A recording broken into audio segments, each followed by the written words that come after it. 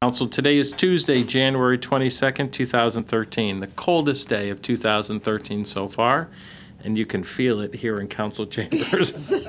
But we'll be active, so everyone please stand for a prayer led by Councilman Tom Arnone, followed by the Pledge of Allegiance.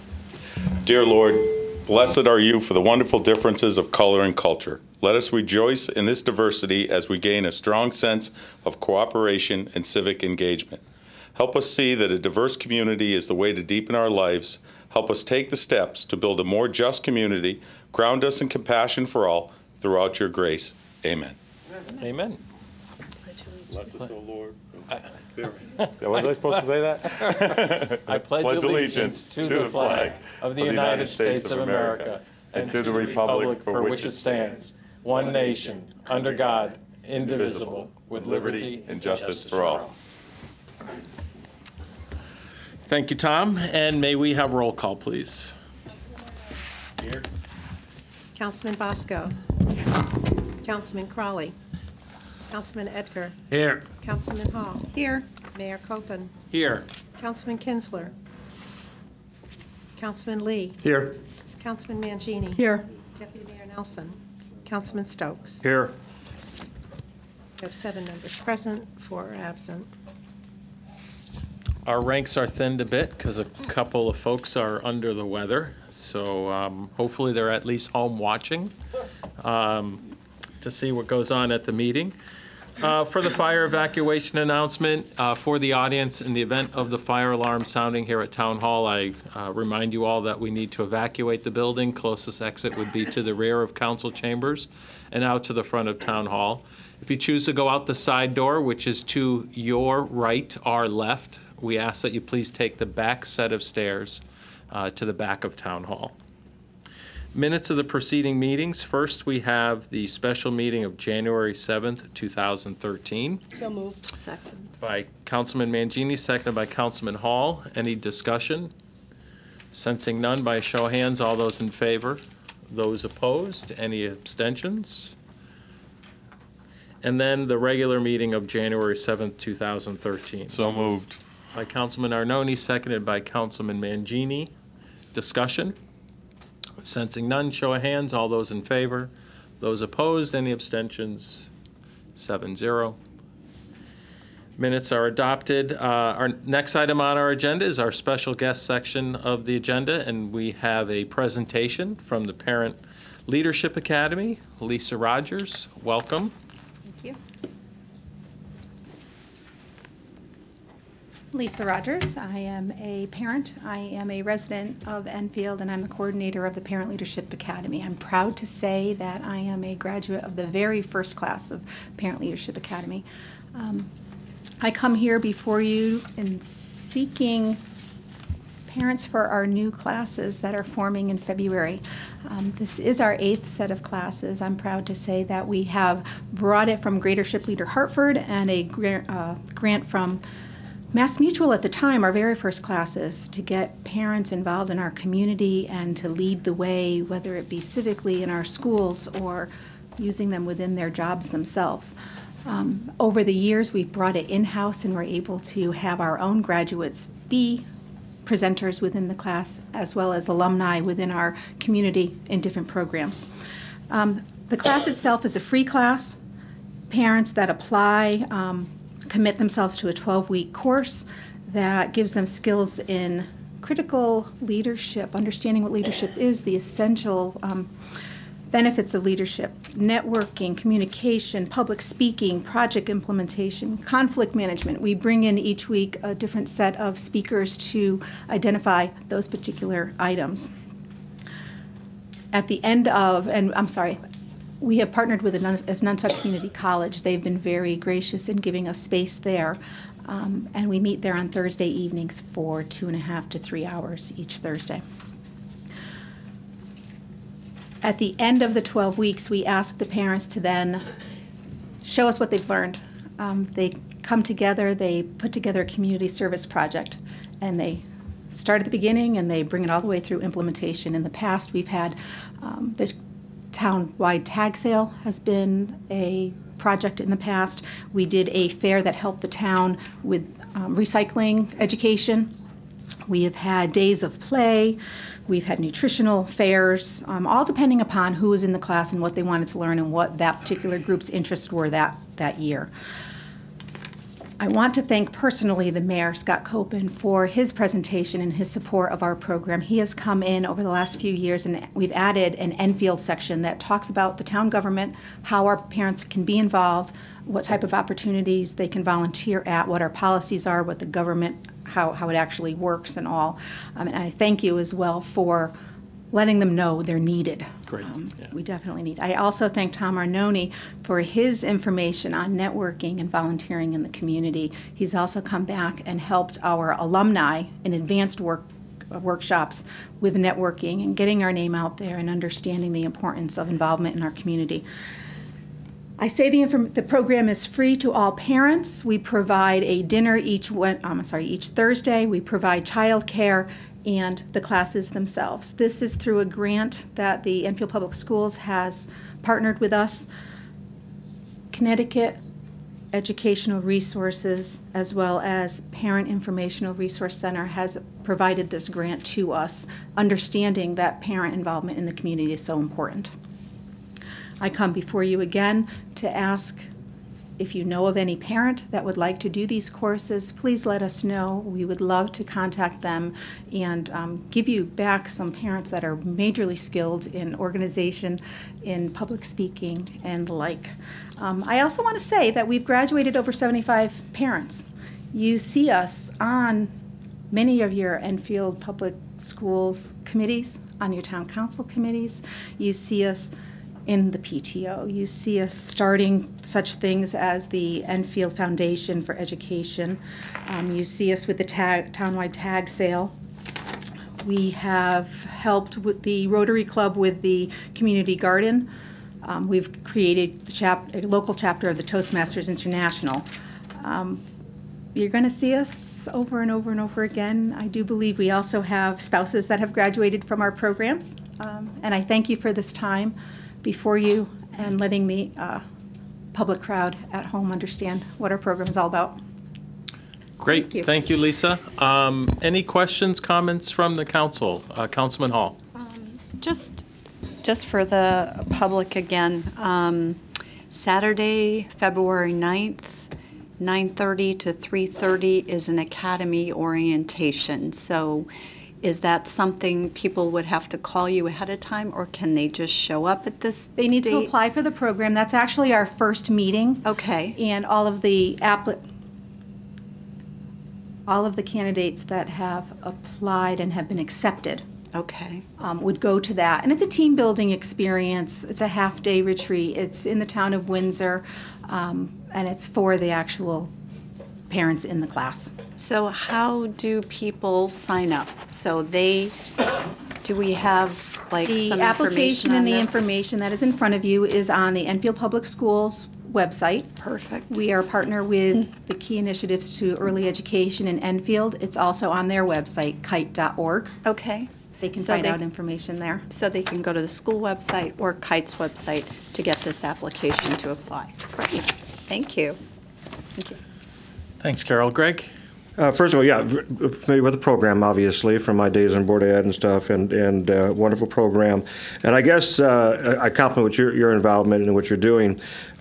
Just a question, because you mentioned about community involvement and stuff. I know we have a lot of open commissions and boards and stuff. When you go through this, is there a time to where you're able to make sure that your graduates seem to be a good pool of people to serve, where they're aware of what's open? Because a lot of times we have boards and commissions that haven't had somebody sit on a seat for 4 or 5 years. So I'm wondering, in your curriculum, is to make sure that in there is a time where they get a list of all that's available, and maybe something can match up with their skill sets and That would talents. be a wonderful Yeah.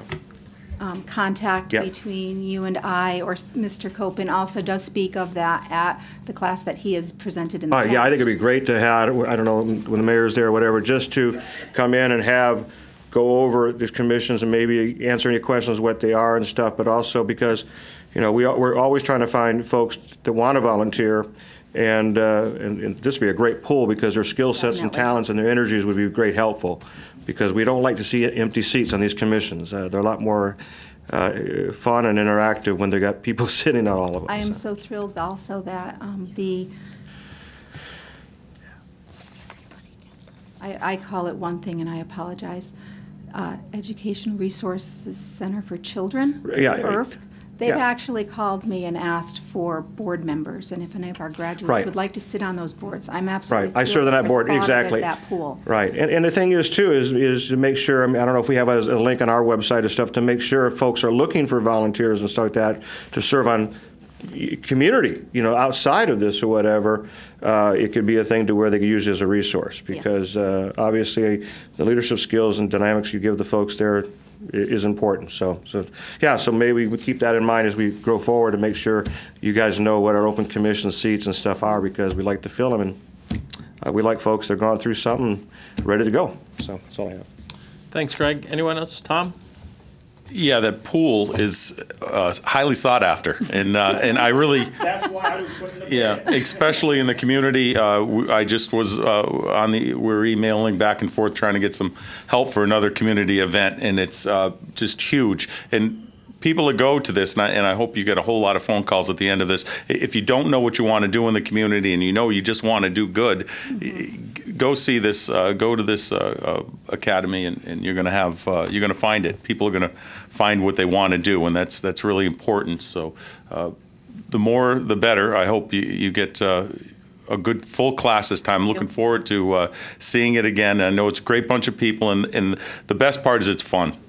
You can go there and just have a great time at night and learn something, and hopefully get involved in the community. So thank you for your good work. Thank you. Applications through the 31st and 15 slots, so please get your applications in. Great. Anyone else? And just for me, Lisa, thanks to the whole group that's involved with the program. And I enjoy my one visit there a year, and a lot of great discussion at that one day. A lot of inquisitive questions of how do I get involved? What impact can I have? And what I try to encourage everyone is it's not necessarily that your involvement has to be local politics. It's your involvement in the civic organizations, your church, with your kids. However, you can take the skills that are learned at that academy and apply it in however your involvement is. And it's a very unique tool, resource that we have. So thanks to all those that put in the effort and the time to make it a reality every year. And I look forward to coming back this year. Oh, wonderful. Thank you very much. All right, thank you. Have a great evening. Okay, next item on our agenda is public communications and petitions. If there's anyone in the audience wishing to address the council, please raise your hand. I'll call on you. Come on up to the center table. Please state your name and address for the record. Please keep your comments to no more than 5 minutes. I will time you. If you start to get to the point of exceeding your 5, I'll politely interrupt you and ask you to wrap up. And we ask that you refrain from the use of personalities. So first up, Jeff, come on up.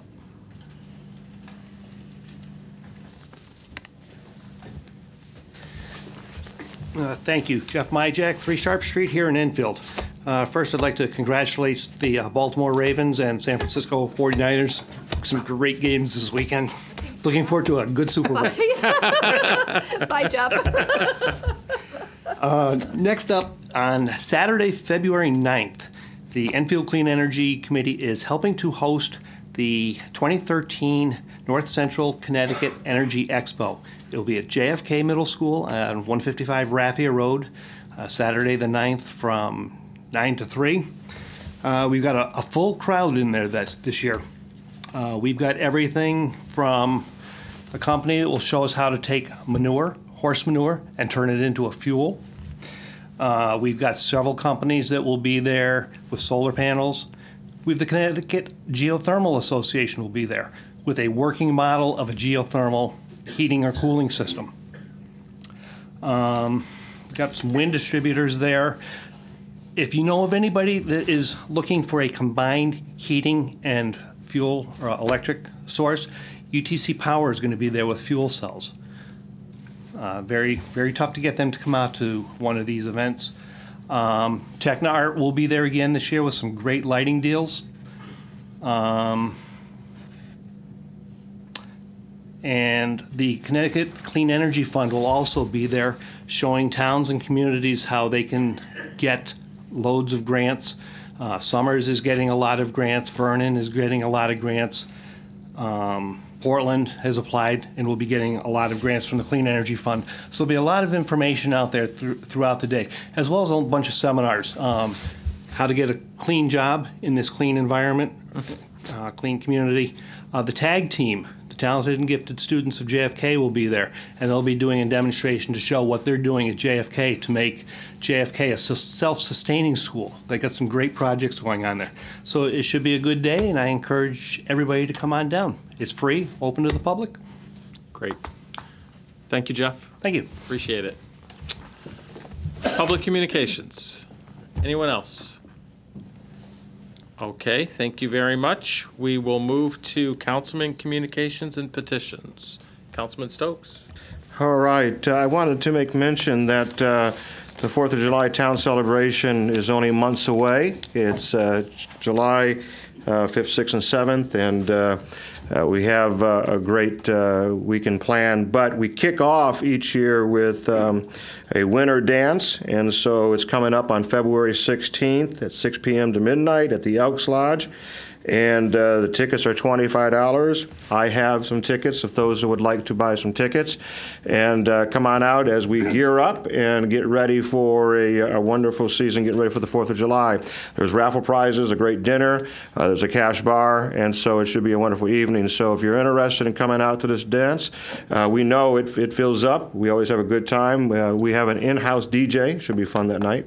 Scary that night. Anyways, but I want folks to know out there that you can see myself, any other committee members, or we have our Facebook page or our website, infieldcelebration.org, and we'll get you the tickets. So that's all I have. Thank you, Greg. Councilman Mangini. Yeah, just also trivia night, February 2nd, in Mount Carmel, to benefit the first readers. It's going to be a fun night. Tickets are $15 a person, or you can buy a table, and it'll be a lot of fun. I think Scott's going, Carol's going, I know Tom's going, so it should be a lot of fun. Oh, got a whole council going. So the proceeds, like I said, are going to a very worthy cause. It's to benefit the children, to help them with their reading progress. It's a nonprofit, and we're looking forward to a lot of fun. Thank you. I think there'll be some spirited competition that night. Councilman Arnone. Yeah. Matt, on the Clean Energy Committee, what are we doing with the grants? Are we applying for any grants through there? We have anything that's available for us that we could take advantage of that you know? Maybe Jeff can say. Yeah, so I hear the other towns grabbing them up. I was wondering what they were grabbing up, what Summers is applying for. If you could check into that too, appreciate it. That, yeah. Thank you. Anything else, Tom? No, that's good. Thank you. Councilman Lee. Yeah, just a quick neighborhood nugget.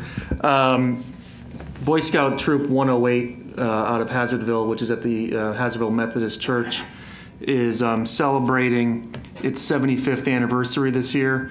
And they're kicking off the year-long festivities at Scout Sunday at the church this weekend, and I'll have details later on in the spring about a banquet that they'll be hosting and welcoming all kinds of Scouting alumni back to Enfield. So that'll be out in May, but we look forward to a year of festivities celebrating Scouts across Enfield. So that'll do it. Great. Thanks, Bill. Councilman Hall.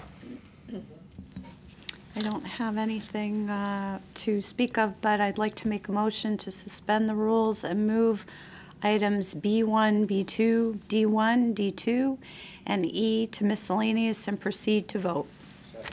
Motion by Councilman Hall, seconded by Councilman Stokes to move those items to miscellaneous. Any discussion? Sensing none, by show of hands, all those in favor? Those opposed? Any abstentions? Items have been moved to miscellaneous. Anything else, Carol? That's it. I just have a couple items in chronological order. First of all, I want to congratulate Officer Chris Dufresne.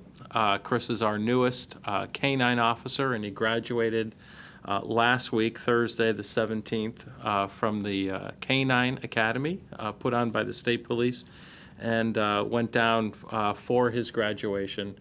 And he was one of, I want to say, 15, 16 officers across the state and that graduated. And he is on the street now with his dog Bruin, protecting and serving the folks of Enfield. So it is a shepherd. Beautiful dog, well-trained, and a great team. So just wanted to congratulate Chris. And again, it's a program that's supported by the council, and Bruin is the third dog now active. Can we meet Bruin? I think the chief is in the audience, and the council's asking at some point in time that we can meet Bruin. So. You can bring him to the next council. Sounds good. Right here, we got an empty seat. Bruin has a very hard and sharp bite. Oh. So. How do you know that? I've met Bruin on just personally, and when he barks, you hear his teeth clamp down, and it's different than the other dogs that we have, and it would be intimidating if someone was on the other end. So, speaking of fundraising, and Councilman Crowley's not here this evening, but I'm sure he would give one last plug, because he and his family are involved. But the Enfield High School baseball and the combined Fermi Enfield hockey teams are holding a winter dance fundraiser this coming Saturday, the 26th, at the American Legion Hall on Route 5. I believe it starts at 6:30, but don't quote me on the time. But I know Barbara Crowley is selling tickets, as well as any parent of team members on Enfield High baseball and the Fermi Enfield hockey team. So if you're interested and you can't reach out to a team member's parents to purchase a ticket, you can call the manager's office and they can get me in touch with you, and we can get you in touch with the organizers. And let's just hope that we have that fundraiser and we don't get the big snowstorm that's coming this weekend. Councilman Lee mentioned the 75th charter anniversary for Troop 108, and I'll be there on Sunday and to kick things off. And Councilman Mangini mentioned the trivia night for first readers. So a lot of good things going on this winter. That's it for my comments. Anyone else? Then we'll move to the town manager's report and communications. Matt. Good evening. The only thing I have this evening is, as council's aware, the Magic Carpet bus system is up and running.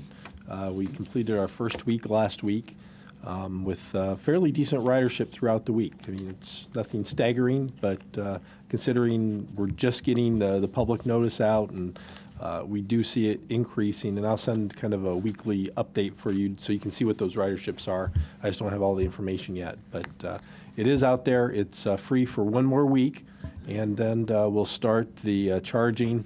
And I know we're distributing the pamphlet that has a lot of the information on the route and the rules and what the charges are around town, as well as in town hall and at senior center and rec center and a lot of places like that. And of course on the website as well. So you know, that's a service that we're looking to hopefully be very, very beneficial throughout the community, and encourage people to try it out this upcoming week for free. Great. Questions? Councilman Hall. Matt, just a quick question. I actually had a call from somebody at Mark Twain. Is the bus handicap accessible? So if somebody is in a wheelchair or... Trying to think, Peter, do you know? The bus itself, the Magic Carpet is not. However, if you are handicapped, need of handicapped services, you can call Dial-A-Ride. Okay. The way the system works is if you are handicapped needy, the bus will go off route to get you with a dial-a-ride bus. Okay, okay, So although the magic carpet isn't, there is service for people who are handicapped. okay. All Yeah, right, and thank there's you. a process that I believe online, there's going to be posted information for that, as well as at the senior center and probably at the social services office as well, for people to make that request. Because it's not a given that you'll get that. Okay. There's certain parameters that have to be followed according to the state law. Okay, but they could go through social service to Correct. arrange that? Yes. Okay, thank you. Thank you, Carol. That's it. That's it. Any questions for Matt? Thank you, Matt. Next item would be the town attorney report and communications. Kevin? Thank you, Mr. Mayor. Just a couple of things. I did meet with the Enfield High School Building Committee, and after discussions with them and emails with the council, we did hopefully draft something that will clarify the role of the alternates that the council will be acting on later tonight. And then next Tuesday, I'll be meeting with the combined land use boards just for a workshop, updating on some of the legal changes that have come through and some of the some questions that have been brought up amongst the various groups. So that'll be next Tuesday night, I believe, here in the council chambers. So, Great. Thanks, Kevin. Thank you. Any questions for Kevin? Thank you. Next would be the report of special committees of the council. Any reports of special committees of the council? And all of our liaisons for the Enfield High School Building Committee are under the weather, right? So, okay, old business. I believe old business all remains on the table.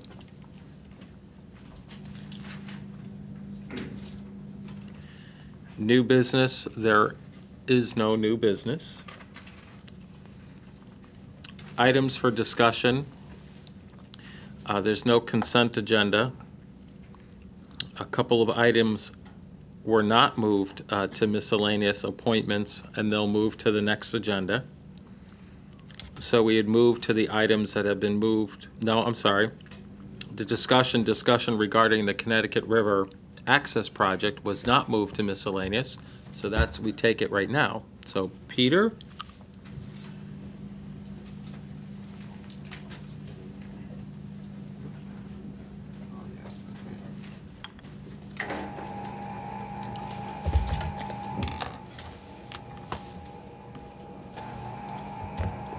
Bear with me for a minute.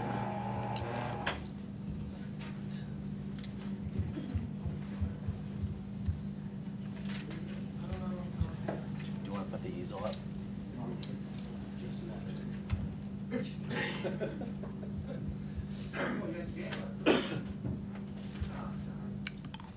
What game? Just messing with that last time you weren't there, Bill, so I think you messed it up on you. I have to be able to, people at home have to be able to see it.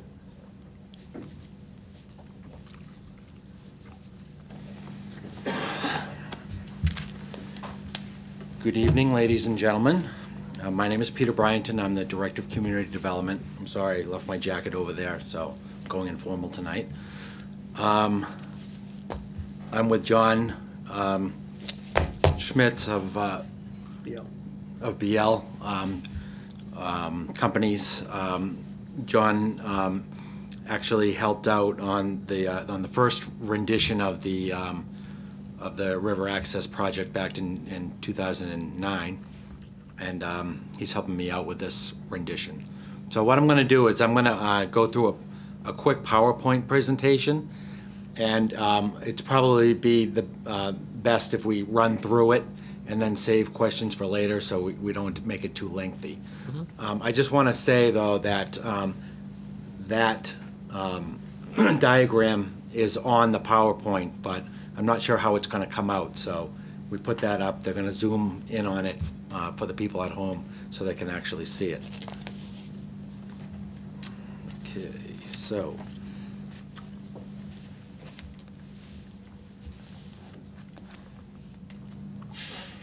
Okay, so As you may recall, I believe most of you are on the town council, save Mr. Stokes, when this first came around in 2008. So I'm going to give a little background on the project, where it went and where we are now. Can everyone hear me? Okay. The project was sort of the brainchild of REACT, which is Recover Enfield's Access to Connecticut River. They were a group that got together, a group of fishermen who wanted better access to the river and couldn't get there because of the train tracks. So they put their heads together and had a grassroots committee, and that led to, they lobbied our Congressman Rob Simmons to obtain a 2005 Safety Lou $3.4 million grant. I can tell you what Safety Lou means if anyone is interested, but it's a long acronym. Suffice it to say, it has to do with transportation and safety.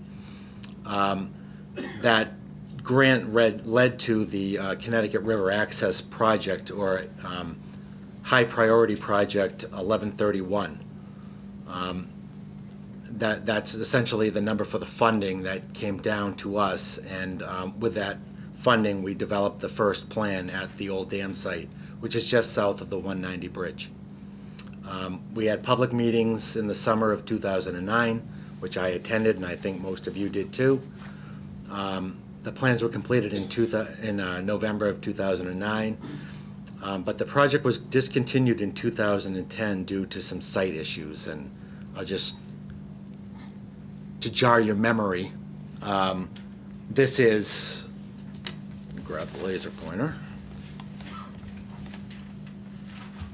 This here is the 190 bridge. This is the off-ramp to Pearl Street.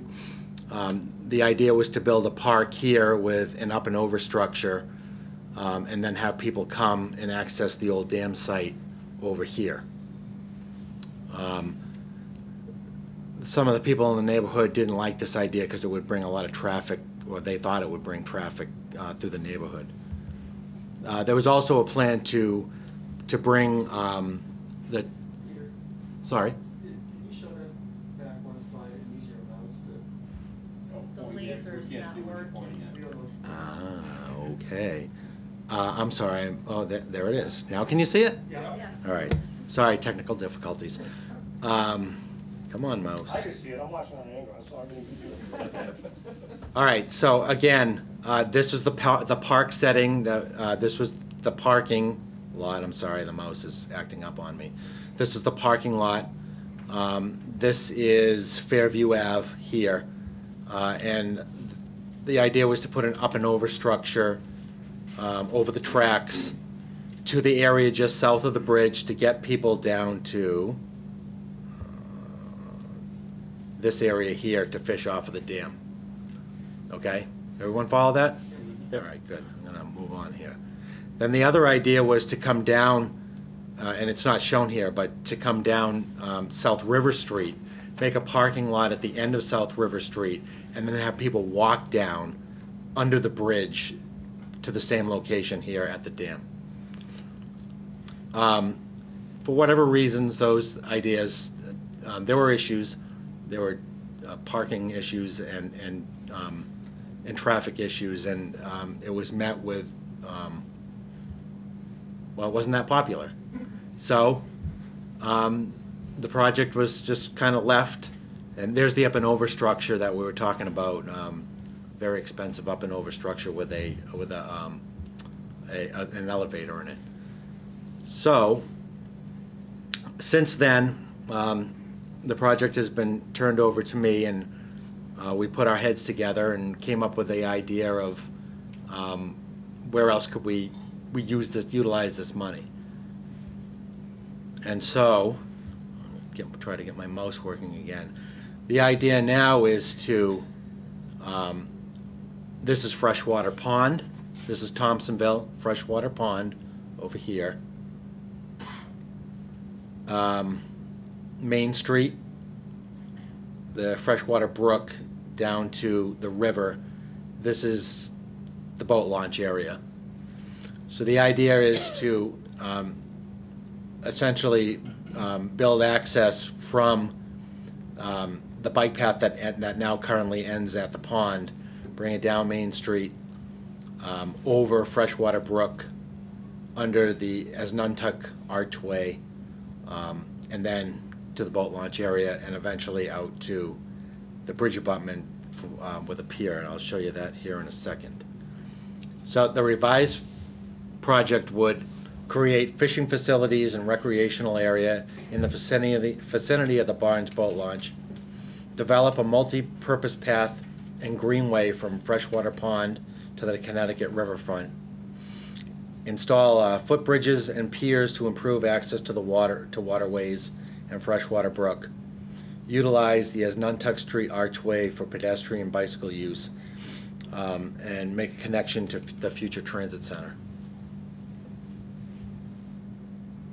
Okay, so this is the plan that is posted over here on the easel. I know it is a little hard to see, but essentially the idea is to bring a bike path down Main Street, create a small pocket park down where the road narrows, and right now there's kind of an open area there just past the Grays Club. Bring the path down through there, come over Freshwater Brook with a footbridge, come underneath the Asnuntuck Archway, which under this plan would just be for bicycles and pedestrians only. There'd be a plaza area just on the other side where people could cross over South River Street, and then more bike path up to Main Street, and then eventually out to a fishing pier. So you have access to the water and places for people to fish and go. Everyone all set? Okay. Here's a close-up detail of the plaza area, which would be opened up, and there would be some trees added and some landscaping, kind of clean the area up a little.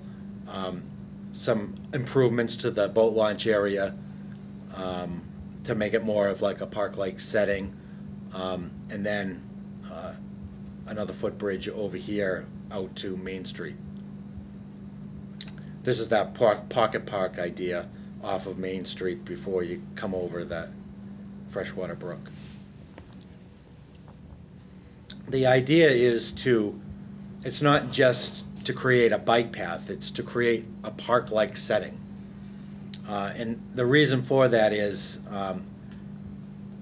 we don't have a whole lot of this, especially in Thompsonville, places where people can recreate and take their families and get to the water. We don't have a lot of water access now. And so we want to create a space where people can go and enjoy themselves and get to the water. So the advantages of this project are it takes advantage of existing infrastructure, that being the archway instead of having to put in a new tunnel or an up and over structure. It minimizes the impact on neighboring residents because it doesn't really go through a neighborhood. It creates links to the Thompsonville Village and future transit center. It encourages pedestrian and bicycle activities to access and protect natural resources. And it provides a starting point for the Connecticut River Greenway and Revitalization Master Plan. The Connecticut River Greenway is noted in the Plan of Conservation and Development, which envisions a greenway going from the North River Street area all the way up to the Massachusetts border with a bike path.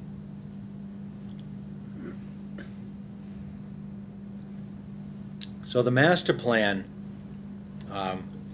come out a little ways. You can see a little better what I'm trying to explain here.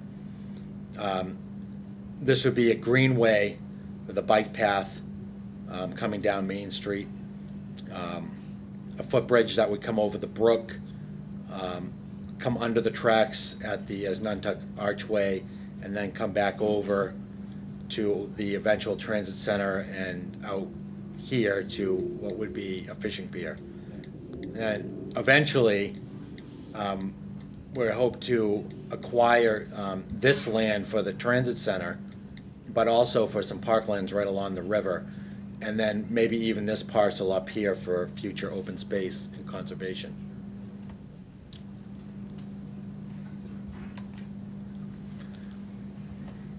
The master plan includes, includes what we're calling riverfront recapture. It creates a destination or a reason to visit. Right now, there's not a whole lot of reason to come down to Thompsonville, but if you create a destination, that gives people a reason to come here. Providing ways to water for public access, alternative links to the transit center. I mean, you can drive your car or take a bus, but you could also take your bike or walk there. Acquire unutilized and vacant lands along North River Street, along the river. Preserve open space, and develop greenways in accordance with the Plan of Conservation and Development. You go a little further out, and as you can see here, this is the 190 bridge, and just a couple of years ago they put a bike path on that bridge, but right now it ends at Pearl Street. We have no connection to it. So that the idea is to make a connection by, this is Pearl Street here, by providing a share the road along Pearl Street, which is, you'd have to do share the road. You couldn't do a bike path, but you could eventually do a bike path down Franklin Street and then down Elm Street to connect back to the pond area. I'm sorry. In addition to riverfront recapture, we also have talked a lot about revitalization of Thompsonville. And this project ties into revitalization because it will attract more people to Thompsonville who are seeking recreational opportunities. It'll attract a younger demographic who desire alternate transportation modes. It'll attract new business opportunities based on outdoor activities and natural enthusiasts, and it'll provide quality amenities which attract new residents and home buyers. Then we go way out, 30,000 feet. Again, you can see this is Pearl Street here, this purple line. This is Franklin Street coming down Enfield Street and connecting with the new path that was just redone here, coming along around the pond, and then connecting on Main Street and coming down to the riverfront access area. So master plan components. Improve public transportation options, including bus, rail, bike, and pedestrian. This is the wider scope, the idea of revitalizing the community. Transit-oriented development based on proximity to transit options is listed above. Thompsonville rezoning study, which we're going through right now. We have a consultant selected named the Cecil Group, and they're going to be doing a rezoning study to allow for transit-oriented development style development. The CROG TOD marketing study, which will help identify compatible uses, and brownfield redevelopment and reuse of contaminated lands. All those things together, I guess the point I'm trying to make is that this isn't just a bike path to the river. It's part of a larger plan to redevelop Thompsonville. And eventually, we hope that the master plan will end up in development that we all would like to see in this area, livable, walkable type community, where people can recreate and live. Right now, as I said before, we have a $3.4 million federal highway administration grant. It requires a 20% total project match in the neighborhood of $825,000. It requires safe pedestrian access over or under the Amtrak high-speed rail line, and this would do that. It must access a destination, i.e. recreation area, ways to water, or the transit center. And concept plans have to be approved by the Federal Highway Administration and the Connecticut DOT. The next steps, if we move forward, is to finalize the conceptual plans, make a formal submission of the plans to the Federal Highway Administration. If the plans are accepted, to obligate the funds, hold public meetings to solicit ideas for the proposed project, develop construction plans based on the input from the public meetings, and have an anticipated construction date of the spring of 2015. And that's the end of the presentation, and we'll entertain questions, comments. Thank you. Thanks for the presentation. Go Councilman Mangini, Councilman Arnone. Thank you. I'm familiar with the project from way back. Peter, the funds that you're referring to, were they ICE-T funds? I know they're transportation. They are actually Safety Lou. Safety Lou, stands okay. for Safe, Accountable, Flexible, Efficient Transportation Equity Act, Public Law 109-59. Are those the funds that will be obligated, or are those funds in addition to what town funds are available? How are we crafting the funding pot? The earmark itself is worth $3.4 million. There is a 20% local match requirement. I'm sorry, how many dollars? 3.4 million. There's a 20% local match requirement. The 20% would come from town funds. Do we? Or if we can find other funds. Okay. But they have to be non-federal funds. Okay. Are we in the process of looking for those funds? Do we have anything in reserve for the project? At this point, no.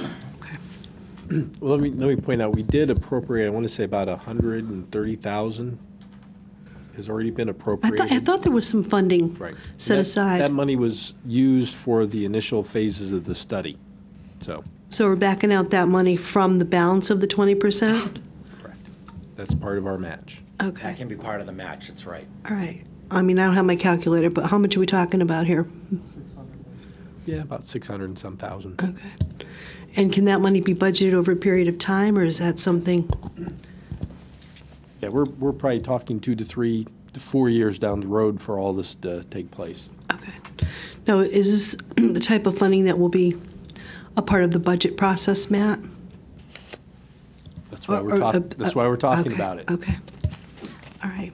So, aside from federal funding, we have to come up with local or state. State. Okay. Yep, that's a possibility as well. Okay. Thank you, Peter. Welcome. Thank you, Cindy. Tom? A question on the plan. Now, originally the plan, the fishermen wanted to get ahead of the dam because, you know, any good shad fisherman or bass fisherman is going to know that's where you want to be. I can't tell you how many times I was there as a young kid, even scooping up the alewives there. Isn't there any way that we can at least get a walking path in the future from the point of the bike path to the front of the dam? You could provide walking access down South River Street and down to the dam area. The issue with South River Street is that it's very narrow, and they're going to be working on the tracks very soon for the Springfield New Haven line. So the issue, you can provide some access. The speeds aren't very high on that street. You could stripe it so that people could walk along the edge. But it's tight. How about on the actual Who owns a property that runs alongside the Connecticut River to that area? Is that NU? Is that Northeast Utility? No, the folks that own those homes own right They up own to- right up to the rights, to the very edge? There's no room for any trail the back way? As far as I know, that's the case. Is there any chance for land acquisition sometime for some park that could span to that area? And the only reason I'm saying is that's I don't know if you've included in your talks a guy that owns a bait and tackle shop downtown. Now here's a guy that's stuck with downtown Thompsonville now for many a year, and he knows the fishing area down there. And that in itself, you talk about riverfront recapture, you want to get the fishermen down there. We have a great boat launch, but we also have the other side of the dam that is just awesome. Sure. And I'd hate to, I love this plan too, by the way. I think this is something we haven't done enough of downtown, taking advantage of our riverfront. So our riverfront, nobody cared about it in the '60s when when the Connecticut River was polluted. And for everybody out at home, that's where our water pollution control funds go. All that money that we spend to keep that water as clean as it is today. Now everyone wants to recapture their riverfront, and I think we've been behind the ball in this. And this is a great idea. But I'd just like to see that area for fishing. Try to get to the dam end. And I'm 100% for the dock. Fishing dock. I mean, this is the direction we really have to go in. I might just add that, and this is actually one of Matt's ideas, is that a prospective business could be to ferry people down there, which might be a lot easier than trying to have people walk. So right. It's a possibility that could happen. You could do something like that. I just keep that in mind. That I don't know if we ever come along that end, but that's I think really would make a beautiful addition to that whole riverfront recapture, I'm going to call it. And just to let you know that one of the latter pictures of those early concepts does exactly what you're saying, is connects it from North Main and the riverfront there all the way to the underpass and to the dam. And there was considerable I know concern from the residents along there because they were concerned, the width of the street and the amount of traffic, and that provided for actually some parking at the end of South River Street for people to access it. Mm-hmm. And what you're suggesting is I guess in the back of our minds, the alternate to make that connection, because when you look at what originally the money was trying to accomplish, it was to get people to that fishing area, spot. right? But when you start looking at building it up and over, it's just a lot of money for at this point a few people. But if we could actually do something to recapture the riverfront, it's going to drive a lot more people, which makes that even more of a valuable asset to the community. So the thought is let's use the money to the best of our ability to get people to the riverfront. It allows us then to work out some of those issues in terms of access down South River Street. We have talked quite a bit to Northeast Utilities on the property that they own, and I think there's some possibility that we could do some creative things with them to get access over their property, so we don't have to go out and buy it and all that.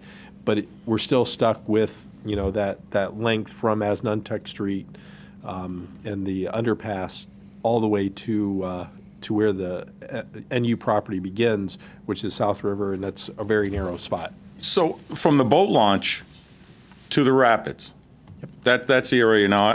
And I know there's a path right now. You can walk, you can bike. I don't know who owns it, but all the paths are open there. Yeah, that's not necessarily a path. I think it is for some people. People are using it. Right, because that's exactly what they want. They want to get their mountain bikes. They want to ride. And this is that younger demographic you spoke of. This is what downtown. This is what Bigelow. This is what we're trying to achieve down there. And I just don't want that to be missed. Yeah. I want to harp on it any longer. Nope. Thank you. We're with you on that. And I think that's great job though.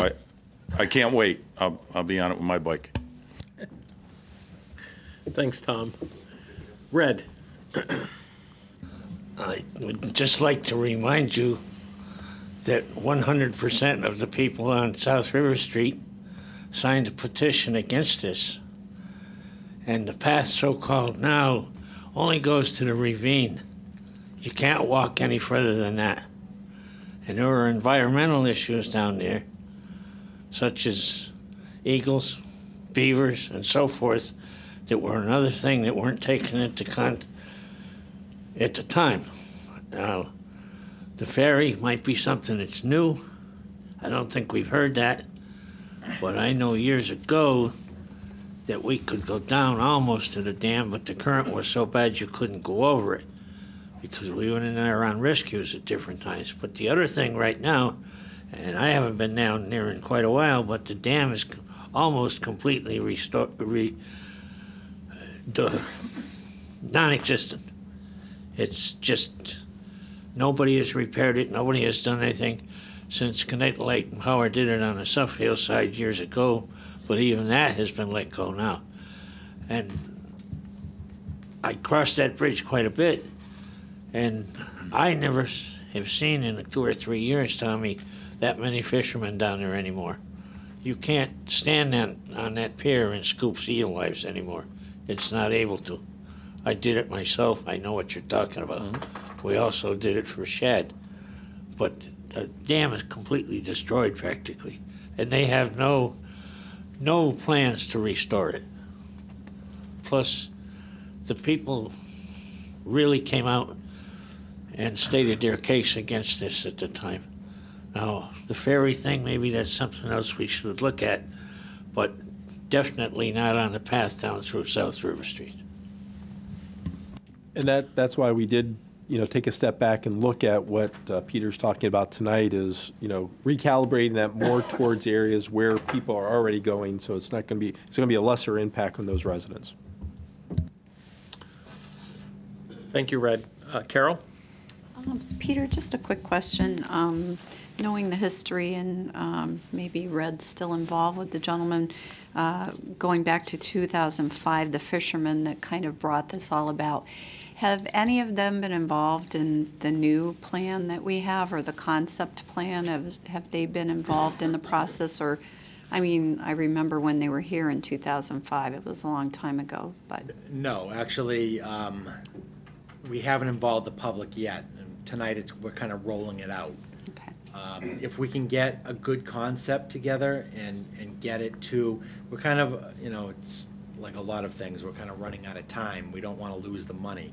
So if we can get at least a concept together and get that to the Federal Highway Administration and I'll get the funds obligated, then we can have some public input on, and this isn't set in stone. It can change. Mm-hmm.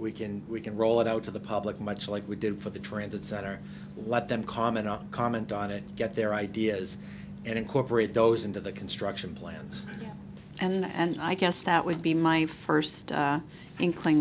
Would be I'd love to get the feedback on the concept first and see what the people down there really, if they like this new plan, if the people that we originally got us these funds from the feds are happy with this. So that's my only feedback. Thanks. Thanks. Thank you, Carol. Red? Quickly to answer Carol, under items for discussion today that has not been acted on, it won't be. Item 4 and item 5 are the two people who are involved. I have not seen or been in contact with them since the South River Street project was more or less abandoned. Anyone else? For my comments, thank you for the presentation. I like the concept. I like the idea of the focus around the transit center and what we as a town envision as being the hub of activity in Thompsonville. It makes a lot of sense. I also see that it's less impact on the residents of South River Street, and they came out and spoke loud and clear about the issues that their neighborhood is confronted with, because we know we may stripe it and go for pedestrian. People are going to drive their cars, and I think at one time the concept was putting some parking at the opposite end of South River Street. So this is a more pedestrian type of initiative, design. So I'd like to see it move forward, and as Carol suggested, get in touch with some of the REACT folks, get in touch with the folks that are in the neighborhood. Ultimately, Tom, I'd love to see something, to get to the dam as well. And we know we're losing the dam year by year. It's eroding away. It would be nice if, we were talking about it just the last night, and it was like there were locks on the river itself to be able to move boats, smaller craft, up and down the river, because the dam is a barrier, so no one from Hartford can come north, and no one from Enfield can go south unless a mistake happens and you actually go over the dam. So it's correct, and so it'd be nice to actually be able to have that commerce and people being able to utilize, but that would involve locks, and that would involve a lot of money and design. So, but I think this is a great start, and would love to see it move forward and get the feedback to the area. Red? Yeah, just to give you a little bit of history, you could go into the canal by the dam, go down just north of the Big Island, and there was an aqueduct there. As far as I know, it's still there, and you can take a small boat that way. You want to try it? I don't know how it is now, but years ago we did it. You go first, Red, and I'll go in the second boat. The rescue craft. I'll go take a look at it, and I may take you up on it. Okay. Tom? So not being here when we had the South River Street issues, the other part of the plan that is great is it hooks up with the canal.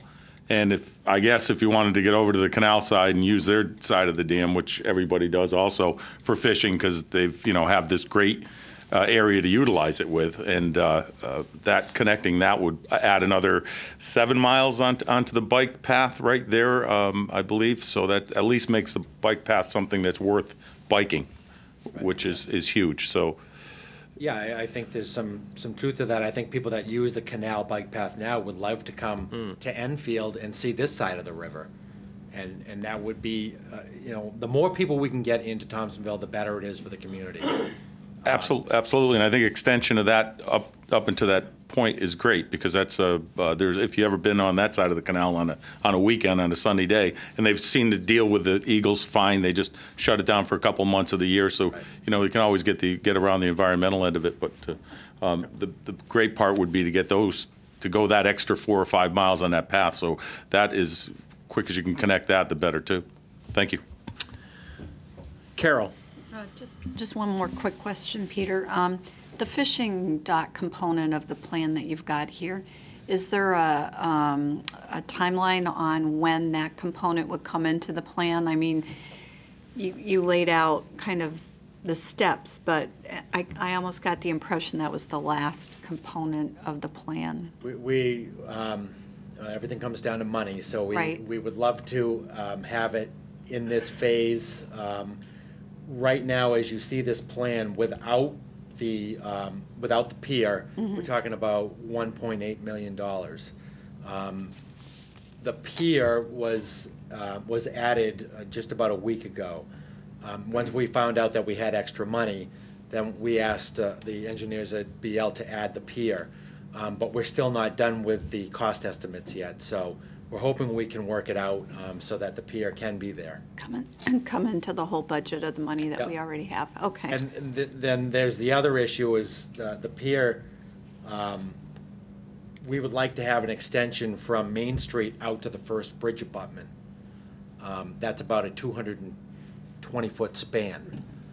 So there's some question whether we can do that, whether the bridge abutment will be safe.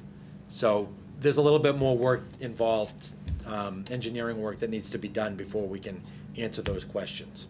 Okay. Just because this is where it all started, I think it's an important component of this whole plan for me personally, only because I think that's where this generated. So I don't want to lose that component of it. So, okay, thank you. Thanks, Carol. Anyone else? Oh, Councilman Lee. Yeah, does the, Your mic. this is, Use that one. I'm on fire. All right. In what you've the concept that's here, does this address the brook from the pond to the west, some of the fall and bank issues there?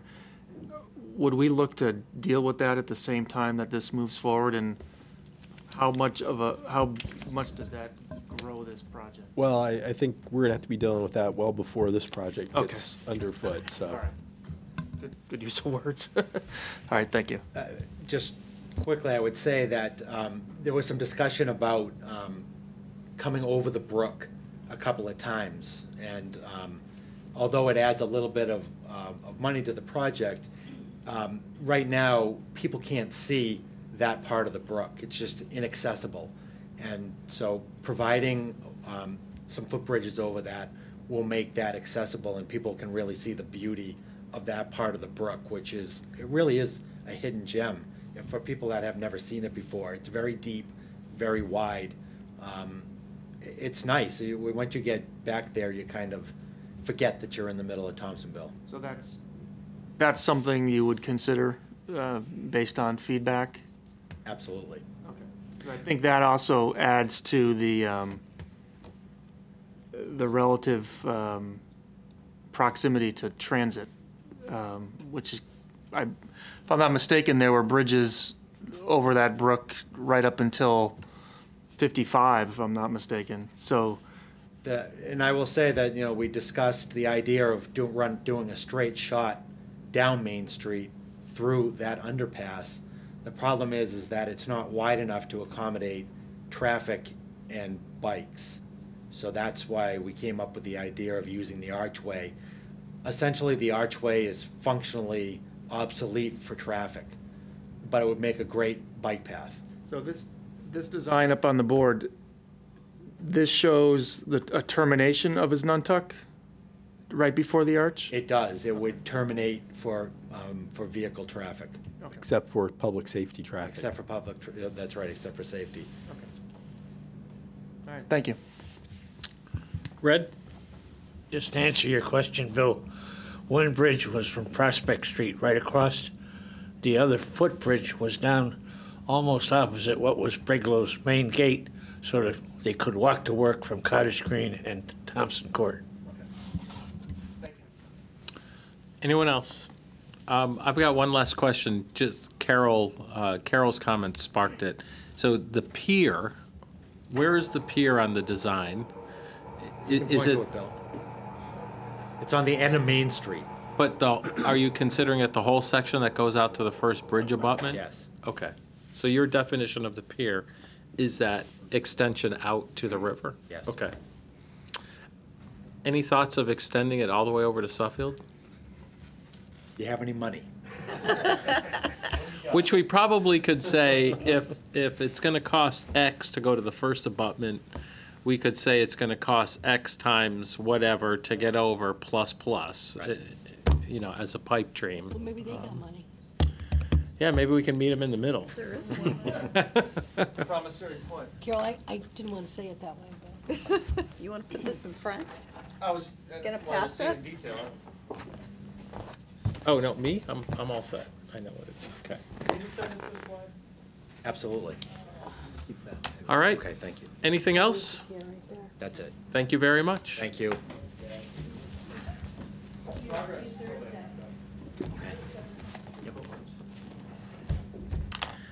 All right, that completes items for discussion. We move to miscellaneous. The first item under miscellaneous is the Commission on Aging appointment. Is there a motion? Councilman Mangini. Like to make the motion to appoint Anthony Messina. No. No, we're doing it Item one reverse. is the reverse. Reverse, I'm sorry, it's the David full- Goyette. David Goyette for the full-time For the position. full-time. By Councilman Mangini, seconded by Councilman Arnone. Is there a motion to close nominations? By Councilman Stokes, seconded by Councilman Hall. All those in favor of closing nominations? Those opposed?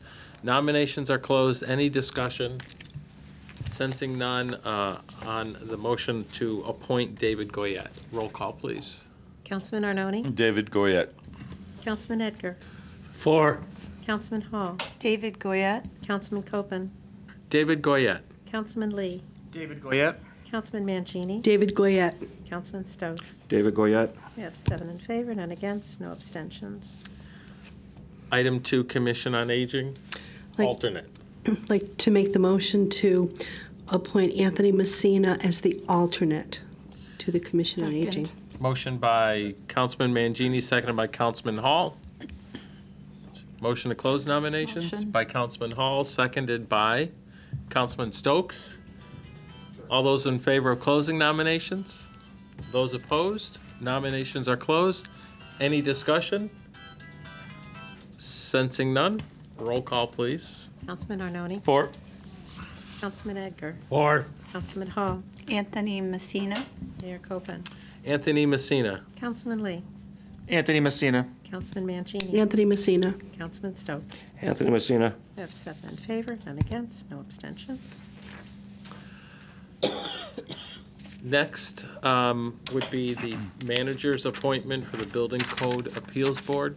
Matt, do you have a recommendation? Did we move that to miscellaneous? We did not. Okay. So then we'll skip over that. I am awake. Just making sure. But apparently I'm not. All right, appointments, Planning and Zoning Commission appointed, council approved. Capital Region Council of Governments Regional Planning Commission, is there a motion to approve the is it a motion to approve the recommendation? Motion to approve the recommendation. For Alan Drynan. Yep, for Alan Motion Drynan. by Councilman Hall, seconded by Councilman Edgar. Any discussion? By a show of hands, all those in favor? Those opposed? Any abstentions? Unanimous, 7-0. And this next item, Capital Region Council of Governments Regional Planning Commission, is there a motion to accept their accept. recommendation? second. By Councilman Lori Hall, Longy. seconded by Councilman Edgar for Lori Longy. Any discussion? Sensing none, show of hands. All those in favor? Those opposed? Any abstentions? Unanimous. And finally, our last item is discussion, resolution amending Resolution 1990, Enfield High School Building Committee. Whereas the Enfield Town Council desires to define the role and responsibilities of alternate members of the Enfield High School Renovation Building Committee, adopted November 19, 2012. Now therefore be it resolved that the Enfield Town Council does hereby amend Section 2 of the Resolution Number 1990 to read as follows. Section 2, Structure Membership. The Building Committee will consist of 11 regular members and 2 alternates to serve at the pleasure of the Town Council. The Building Committee shall designate its chair, vice chair, and secretary. The Building Committee shall act as a school building committee for the project pursuant to Connecticut General Statutes Connecticut General Statutes 10-291 and the applicable regulations of the State Department of Education. There shall be 4 non-voting liaisons to the Building Committee as follows: 2 members of the Town Council and 2 members of the Board of Education. The Town Manager may appoint staff liaisons as he deems appropriate, and this is the new language. Alternate members shall have the right to attend and participate in all meetings of the Building Committee or its subcommittees, including any and all executive sessions of the Building Committee or its subcommittee, but may only vote on matters when seated in lieu of a regular member. In the event that a regular member is absent from a meeting of the Building Committee, the chair of the Building Committee or any subcommittee, or in his/her absence, the acting chair, shall appoint an alternate member to sit as a regular member for that meeting. Now therefore be it further resolved, Resolution Number 1990, as previously amended, shall otherwise remain in full force and effect. So moved. By Councilman Hall, seconded by Councilman Mangini. Any discussion? Councilman Lee? I mean, there's a typo, but there's a parentheses hanging out there in the new section. I don't know if it's, but there was But Is there a left parentheses missing in that new section? I don't believe that the closing parentheses should be there. Okay. So, So it's just a typo. right. Yeah, okay. And the intention of this is just to clarify the role of the alternates, and we always wanted to have the alternates be full participating members of the building committee so that they're ready in case A, a regular member is absent, or B, that a regular member has to resign for whatever reason. And we know this is going to be a long-term project, and we want to make sure that our alternates are fully up to speed and engaged and part of the process. And really the difference becomes their membership as a regular member or alternate on votes that would have to occur. Other than that, they're full members of the committee and participating. Any further discussion? Councilman Hall? Just a quick note. I did have a quick conversation with Randy Daigle, the chair of the committee, and he was on board with all these changes, and he supports all those. So just wanted to make that point. Great. Further discussion? Sensing none, roll call, please. Councilman Arnone. 4. Councilman Edgar. 4. Councilman Hall. 4. Mayor Copeland. 4. Councilman Lee. 4. Councilman Mangini. 4. Councilman Stokes. 4. 7 in favor, none against, no abstentions. That completes miscellaneous. Next item on the agenda is public communications. Anyone in the audience wishing to address the council? Sensing none. Councilman communications. Any councilman communications? Everyone wants to go home and warm up. My feet are freezing. I know. Jeez. So, is there a motion to adjourn by Councilman Hall, seconded by Councilman Mangini? All those in favor? Aye. Those opposed? We are adjourned. Have a good evening.